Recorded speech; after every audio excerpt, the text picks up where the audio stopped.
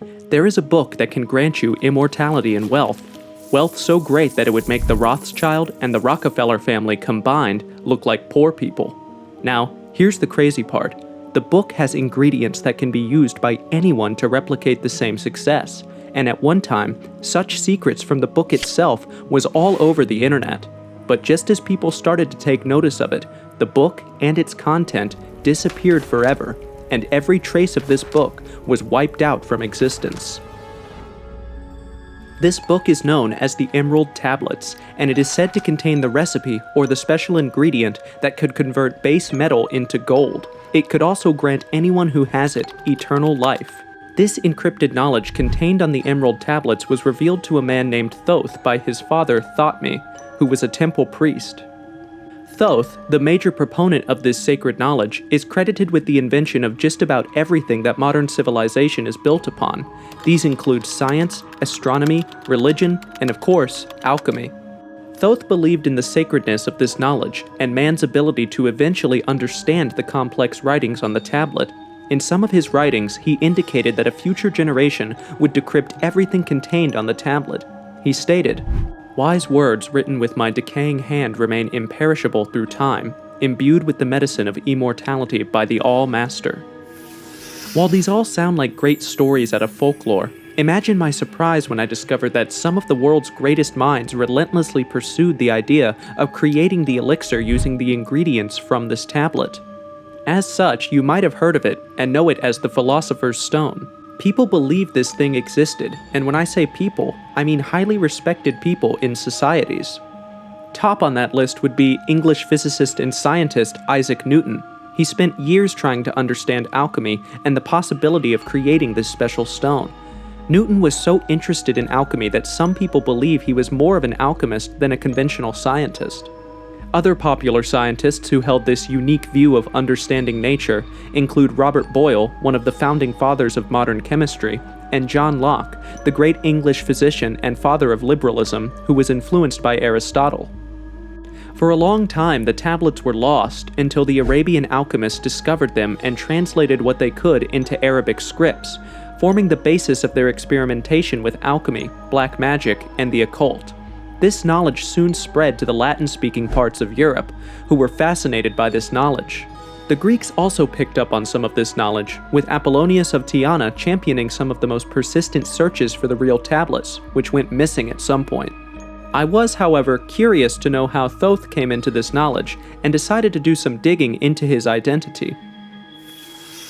Thoth's identity is altogether mysterious. While he is believed to have created some of the greatest influence in Egypt and parts of Greece, he was not really from Egypt. It is believed that he came from the famous city of Atlantis, the mysterious city with advanced technology in Undul. Undul was, at the time, the city of philosophy and what I would refer to as advanced science in Atlantis. Because of the secrets to life that he was taught, he could reincarnate after every 100 years. Under the mentorship of Thotme, his father, and Horlet, the being who created Atlantis, he was taught so exceptionally well that he eventually gained knowledge of immortality and other secrets of the universe. His vast knowledge gave him access to the central hub of enlightenment, where he was given the responsibility of bringing knowledge to men. However, he would not live in Atlantis forever, as a flood submerged the entire city. After this great flood, Thoth decided to spread his knowledge in new colonies. These colonies included the southern part of America, most likely the Inca civilization, Greece, and Egypt. I find his stay in Egypt particularly interesting because his presence there provides some of the supposed answers to one of the greatest mysteries on Earth, but I will get to that later on.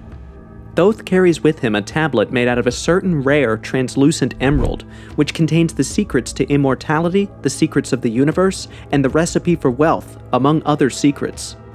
It is believed that these secrets were written by Hermes Trismegistus, who some believe was Thoth in a reincarnated form. Some others believe that this was Hermes and Thoth sharing a body. Over time, translated sections of the writings contained in this text found their way into the hands of Arab alchemists, occult groups, and other esoteric knowledge teachers. However, only pieces of these secrets were available to these people.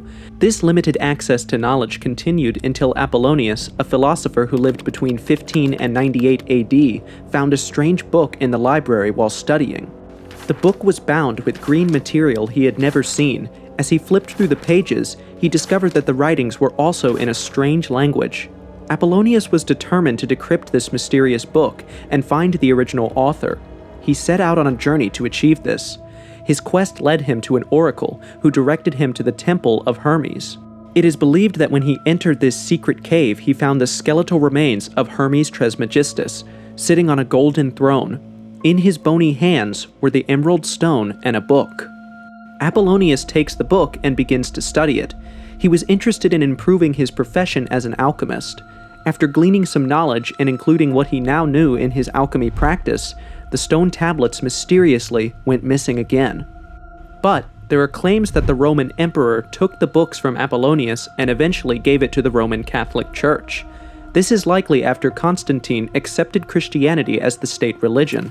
His desire to rid the empire of dark magic must have made him give the mysterious stone to the only spiritual authority he recognized. From this point, the location of the tables is shrouded in mystery. There are schools of thought that believe Alexander the Great had them, while others believe it fell into the hands of the Greeks. However, recent researchers believe that the Vatican holds 2 of the tablets from the lump stone, which was eventually broken into 13 pieces. It is said that Papal City holds the last 2 parts, which contain some of the strangest knowledge forbidden to mankind. One of the strongest proponents of this theory is YouTuber Billy Carson. In one of his viral videos, he speaks extensively about this, but more of this shortly. Speaking about the church and religion, there are accounts in the Bible that suggest that some strange people walked the earth at some point. In the book of Genesis, the Bible reveals that angels rebelled against God and fell to earth to fulfill their lustful desires. Aside from the famous Nephilim and giant connection with the fallen angels, there is also a school of thought that these fallen angels gave knowledge and enlightenment to men when they came. Come to think of it, how else could they convince the daughters of men to give in to their advances? They probably wooed these women with knowledge about the earth and the universe in general. Have you ever wondered how men came by the knowledge of medicine, science, cooking, and much more? It's really amazing what humanity has accomplished. This is my opinion. These beings gave men access to these hidden truths. I've personally heard stories of men who could communicate with plants. These plants in turn could tell them which ailments they could cure. Now, I've never met anyone who does this, but I have friends who told me some of their relatives can really speak to plants and interact with nature in a way that is not common to everyone. All of this is to establish the fact that our world is likely shrouded in mysteries, and all we see may not be all there is. Now back to Thoth. If these fallen angels did come to Earth according to the Bible and had children, Thoth must have been an offspring of this unholy union. This will explain how he was selected to bring knowledge and enlightenment to men. He would have also been perceived as a god and probably worshipped. This is also true with Greek mythology. All the Greek deities may have been children of those women and fallen angels. Little wonder, they had great power and exercised godlike authority. Now, all of these are my thoughts. The Emerald Tablets, which is my subject of discussion at this point, are missing, and this led to a gap in the knowledge of the people of that era. This will remain so until a man in the early part of the 20th century decides to go in search of them. By the turn of the 20th century, there was a resurgence of the quest for knowledge. One man in particular had been studying about the missing Emerald Tablets and was determined to find them. His name was Dr. Maurice Doreal. By 1925, Doreal decided it was time to bring back the Emerald Tablets, and there was one place that he chose to look. Remember, I said I was going to revisit Thoth's time in Egypt. It is believed that when Thoth got to Egypt, he spread his vast knowledge of medicine, science, and more, but there was something else that he did. He built the Great Pyramid of Giza. Now, these pyramids have always baffled the best of analytic minds. How did the Egyptians build such a phenomenal work with the limited technology at the time? The answer to this is that Thoth must have been responsible for this. This means the pyramid was not a tomb, but a giant power-generating plant and a computer or calculator of some sort. You see, the pyramid is built in such a way that its dimensions are reflections of the speed of light, the speed of sound, and other principal elements of physics. All of this got interesting when I discovered that one of the world's greatest inventors and engineers, Nikola Tesla, was fascinated by the Great Pyramid of Giza. Tesla believed that the pyramid was a huge power plant. He also was certain this pyramid could generate power that could be wirelessly transmitted to all locations. Tesla spent a huge part of his life exploring this possibility until his investors stopped funding him.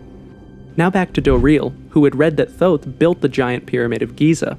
He imagined that if there was any place where Thoth likely hid the emerald tablet, it had to be this mysterious pyramid.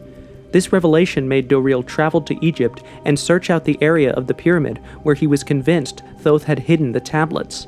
What he discovered was shocking. In the custody of a group called the Great White Brotherhood, he found all 10 stones containing the sacred knowledge. Doreel's joy knew no bounds. His quest had paid off, and now he had uncovered one of the greatest pieces of knowledge known to mankind. Although the Brotherhood would not give him the tablets, they were kind enough to allow him to translate them. With this knowledge, Dr. Doreel returned to his country and began to spread what he translated. Being a lover of esoteric knowledge and the founder of a cult called the Brotherhood of the White Temple, Doreel faithfully spread the teachings of Thoth from Atlantis among his followers. With time, his followers grew, and people began to learn and practice what their spiritual leader had taught them. However, this knowledge was largely shrouded in symbolism and metaphors. Although Doreel had the translated version of the tablets, he had translated it based on his understanding. It must be recalled that the writings were written in a mysterious language. All of its lofty promises of hidden knowledge, elements that could turn base metals to gold, and healings were not written in an easy-to-understand language. This meant that even the followers of Doreel could only hope that they were doing the right thing based on what they had learned. This continued for decades until something happened to change it. The world wakes up one day on March 11, 2011, to an anonymously published book online titled The Book of Aquarius. This 165-page book finally demystified the symbolism used in the writings of Thoth. It even stated the recipe for creating the Philosopher's Stone. Of course, thousands of enthusiasts downloaded copies of this free book and quickly started the experiments to uncover the elixir of life. Finally, people didn't have to succumb to death or the dire effects of aging. As hungry knowledge seekers flipped the pages of their book to get to the precious ingredient that could stop the hands of man's greatest enemy, death, they were shocked by the one ingredient needed to produce the Philosopher's Stone. Just to give you a heads up, it is something that we all have. It is something that you even produced this morning. The process of producing the precious Philosopher's Stone was tedious. The writers had referenced some of the most ancient 1,000-year-old writings with a no-holds-barred trove of information, and one of the ingredients needed to conquer death was human urine. Yes, you heard that right. However, it would take years of boiling, preservation, and all forms of distillation to arrive at the precious stone of life. Would anyone try this laughable idea of playing around with human waste? Absolutely. The people who downloaded the book were soon invited to join an online forum to share their experiences while attempting to create the stone. I guess in a world plagued by deaths and disasters, a few months or years of foul stinking boiled pee is a small price to pay for everlasting life, right? The energy among the forum members was palpable. People were boiling and distilling their bodily fluids and sending pictures of what they had achieved. Believe it or not, the followers on this forum began to record some results. They saw their urine change from a liquid to a semi-solid item. It is said that if anyone carries out the process accurately, the boiled and distilled urine should go from that semi-solid state to a putrefied state of a black solid item. From this point, you can be sure that your Philosopher's Stone is about to appear. I was puzzled by this strange ingredient, but I soon learned that most alchemists in history had played around with urine in their pseudoscience quest. In any case, the forum continued to buzz with activities and reports of recorded milestones. It was only a matter of time before someone would come up with the much-expected stone. But this will never happen. Almost as suddenly as it came up, the website and forum where the Book of Aquarius was published disappeared without warning. No one is sure what happened and why. I can only imagine that this was probably some publicity stunt. I mean, this provides the perfect ground for some grand conspiracy theory. Maybe the forum had been infiltrated by government spies who had monitored the progress of the pea boilers and distillers and were convinced that one of the world's greatest secrets was about to be unveiled. It is no news that certain countries in the West would clamp down on sacred information as soon as it begins to gain ground, and this must have happened to the forum members. But then we must ask ourselves if this was a hoax all along. Was this too much of a stunt to pull for someone who had no financial or known gains to benefit? Remember, the book was free, and the publishers urged everyone to share the knowledge contained in it to everyone. It appears that the publishers were convinced that they were onto something sacred that could benefit humanity and wanted to get this information out as soon as possible. The opening words of the book inferred that the time had come for all to learn of this sacred knowledge, which had been kept secret over the centuries. I can only believe that whoever wrote this book must have had some noble intentions at heart. Although the book is still available online in some quarters, the enthusiasm has long cooled off. I have discussed Thoth, what I know about his origin, his influence in certain parts of the world, and the recovery of the missing tablets. In a world where mortality shows us how frail we are, it is not unusual that we all want to hold on to some form of hope. Hope that softens the cruel blow of death or some unfortunate ailment. This is why stories like the Philosopher's Stone thrive. However, I'm interested in seeking the truth about this supposed magical stone. How true was it, and is there any record of someone who ever used it to prolong his life? I like to start by saying there are abundant pieces of evidence pointing to the actual existence of an emerald tablet. This single tablet existed about 12,000 years ago. It is worth noting that there were no tablets, but a single tablet. Yes, there was never more than one tablet. It is also believed that one of the introductory lines in the sacred text written by Thoth reads as this: "Wise words written with my decaying hand remain imperishable through time, imbued with the medicine of immortality by the All-Master." I find this line quite puzzling. For a deity figure like Thoth, the idea that he had decaying hands suggests that he was subject to mortality, aging, and eventually death. The question I like to ask is why someone who had limitless access to immortality didn't consider using some of that knowledge to preserve his own life or revitalize his decaying hands. Is it possible that the symbolism used in writing the document confused some of the people who eventually had access to the tablet? Did they interpret something they saw as immortality when the original did not mean this? Now, to some of the major proponents of this idea of the recovered tablets, which I've already established was not exactly true as only one tablet truly existed, the character of someone like Dr. M. Doreel is in doubt. This is what I mean. Dr. Maurice Doreel, the cult leader's real name, is Claude Doggins. Also, there are no records of him attending college, as he claimed that he learned to read and write from birth. This means he was not a real doctor. While this is not impossible since we are speaking about supernatural knowledge, that does not seem like something that Doggins could pull off. For all we know, he had an overactive imagination. Some of the translated text he taught his followers came from a dark science fiction book titled Necronomicon. He was also the one who spoke of Thoth as being from Atlantis. Doreel also had no moral standing, as his wife once accused him before his disciples of cheating on her. Is it possible that Doreel or Doggins only set up this phony scheme to fleece his unsuspecting, gullible members of their money, or whatever advantage he could leech off them? Also, no one has been able to successfully create the Philosopher's Stone. In 1669, Hennig Brand, a German alchemist, worked on liters of urine for as long as he could in his attempt to create it. Although he ended up with a strange element, it was not this life-enhancing stone, but phosphorus. For as long as the original emerald tablet remains missing, we will never be able to conclusively say what was written on it, and if it truly had the power to overturn the hands of death.